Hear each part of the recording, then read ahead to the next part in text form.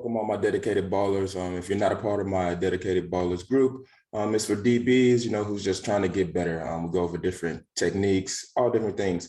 If you want to learn more about that, take a look in the description. But today we're going to go over just a quick video, maybe a minute or two, going over the importance of playing on the different levels when you're a man-to-man. And what I mean by different levels, as we know, receivers and offenses, they try to pick us to get one of the receivers loose. So here we have, let me just play the video first for you so you see it here, and then I'll break down the technique behind it. All right, so we see enough right there. Pretty much we get the basics.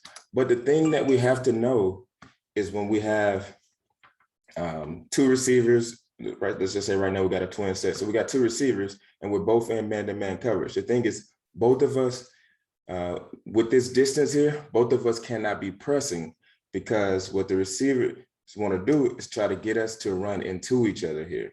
So if he runs in, if we run into each other, or he gets in our way, it sets this slant guy underneath, it'll set him free. So what we have to do is, the guy on the ball, this guy will press.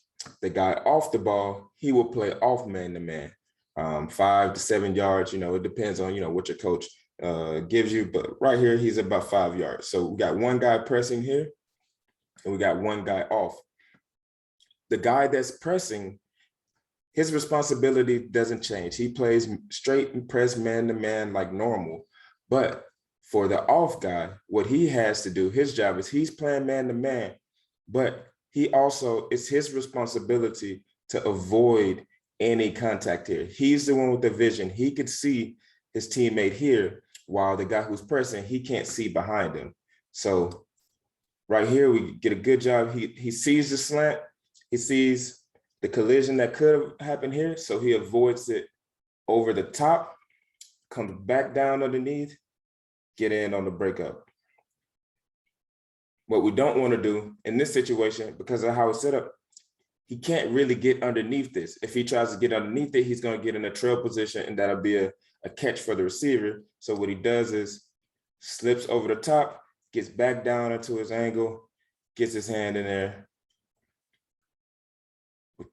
breaks up the ball. So let's watch it again. Just want to make sure everybody understands the key points to remember. The guy on the ball, he's going to press. The guy off the ball, he's going to play off man-to-man. Press guy, play it like normal. Just play pure press man-to-man. The guy off the ball, what he has to do, play his man-to-man technique, but also avoid any contact, avoid any picks. His job is to avoid it and still be able to cover his guy. That's what we got here. And just for future reference, let's just say there's 3 guys there. That means we all need to play on 3 different levels. So you'll have one guy pressing, one guy at 5, one guy at 7, or one guy at 4, one guy at 7. Usually don't like to tell players to press at that from 3 to 5, 3, 4, 5 yards off, as it's not an ideal situation. If you're gonna press, like, you need to be on the line of scrimmage. So right now we're just gonna play off technique. So still, remember, 3 different levels.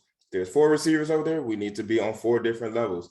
And the guys that's behind are responsible for avoiding the guys that's in front of them. All right, hopefully that helps a lot. That's just a quick tip on playing man-to-man and the emphasis of our different levels.